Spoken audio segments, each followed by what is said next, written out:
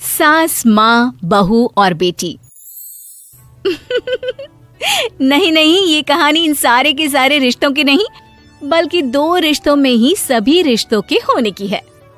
अरे बहू, मेरे और तेरे ससुर जी की रोटी मत बनाना, मैं बना लूंगी, दिन तक ठंडी हो जाती है।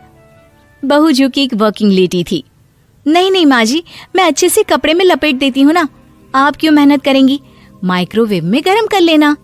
अरे नहीं बहू, मेहनत मत कर, वैसे भी ऑफिस में कम मेहनत होती है क्या, जा रहने दे। लेकिन बहू मानती नहीं, वो सास ससुर की रोटी बना कर ही जाती है। दोपहर में खाने के वक्त ससुर जी कहते हैं, अरे बहू को रोटी बनाने के लिए क्यों मना कर दिया, क्या हो गया, ठंडा ही तो खाते आए हम लोग हमेशा से। अरे वो क्या है ना, सुबह ऑफिस जाती है, घर का सारा काम करने में वक्त लग जाता है, अरे थकती है वो अलग, तो मैंने सोचा बहाने से ही थोड़ा कम काम करवाऊं। ससुर मुस्कुरा रहे होते हैं। ये तो अच्छा है, बहू को समझना जरूरी है। वक्त बीत रहा था, घर में सब खुश थे कि एक दिन, माँ जी आप शाम को थोड़ा टहलने निकला करें, घर पर रह रहकर हड्डियां जाम होती है, पापा को भी ले जाया करिए, मैं वक्त पर तो आ जाती हूँ। बहू ठीक 5 बजे ऑफिस से घर आ जाती है। फिर चाय नाश्ता बनाकर सास ससुर के साथ बैठती, उन लोगों को सारा दिन का हाल बताती। रात को पति घर आता है।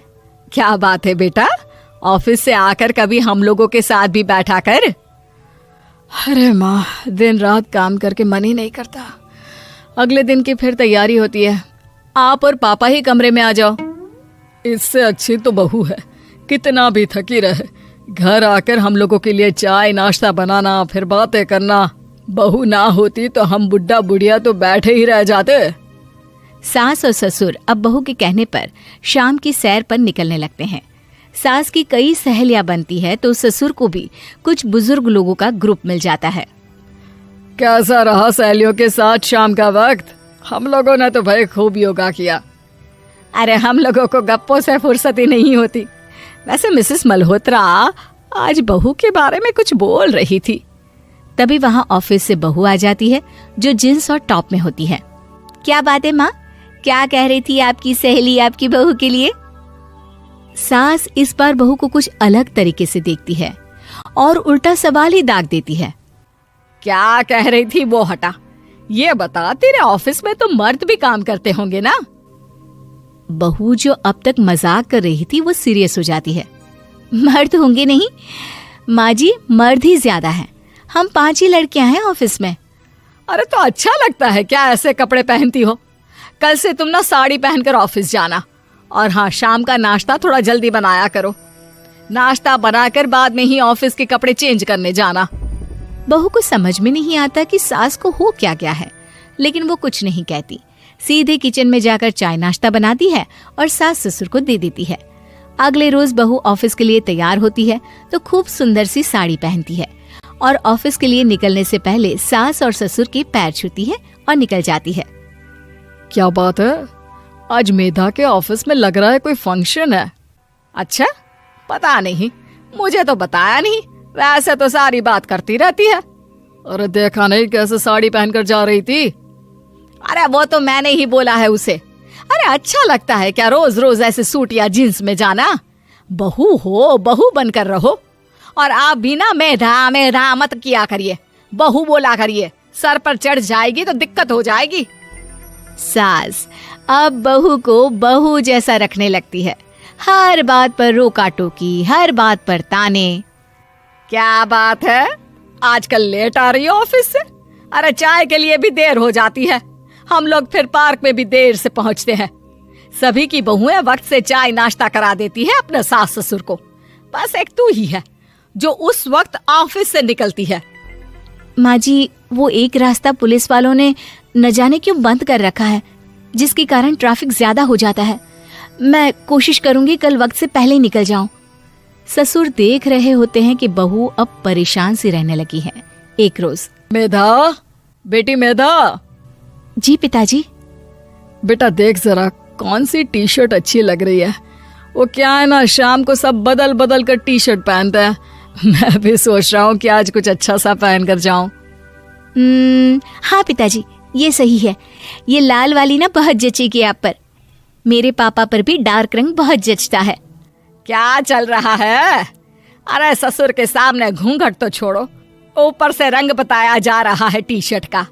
अरे बहू, कोई संस्कार दिए नहीं है क्या तेरी माँ ने? बहू इस बार बहुत निराश हो जाती है।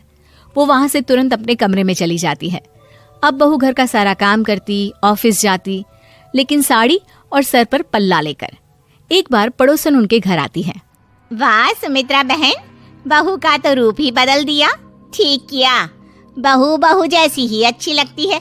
अच्छा चलती हूँ मैं। पड़ोसन के जाने के बाद सास बड़ी अकड़ के साथ कहती है, देखा मेरा कमाल, कैसे मैंने मेधा बहू को कंट्रोल में कर लिया। अब बारी ससुर के बोलने की थी। हाँ सुमित्रा, बिल्कुल ये काम तो किया है तुमने, लेकिन कभी सोचा क्या खो दिया? क्या खो दिया? मैंने तो कुछ नहीं खोया जी। खोया है, पहले बहू जब ऑफिस जाती तुम्हारे पैर छूकर तुम्हें गले लगाती, लेकिन अब सिर्फ पैर छूती है। हाँ जी, ये बात तो आप ठीक बोल रहे हैं। पहले घंटों हम लोगों से बात करती, कमरे में ना जाती, ऑफिस से आते ही खुद की चाय, खाना, नाश्ता सब हम लोगों के साथ करती, सारी बात बताती। लेकिन क्या तुम्हें पता है, बहू की तबीयत खराब चल रही है, वो माँ बनने वाली है। ये बात मुझे बेटे ने बताई कि तुम्हें बता दूं। अब सास की आंख में आंसू थे। वो समझ गई थी कि लोगों के कहने में आकर उसने क्या खो दिया। शाम को बहू घर आती है तो माँ किचन में पकोड़े तल रही होती है। अरे माँ जी, आप रहने दीजिए ना, मैं आ तो रही थी। अरे नहीं, जा तू चेंज कर ले, मैं नाश्ता और चाय टेबल पर ही लगा रही हूँ मेधा। सास के मुंह से अपना नाम सुनकर बहू को बहुत अच्छा लगता है। माँ जी, कोई गलती हो गई है क्या? मेरे होते हुए आप काम करे, ये ठीक नहीं है। संस्कारी और समझदार बहू सास को माँ समझती है, लेकिन सास की बेवकूफी उसे सास ही बनाकर रखती है।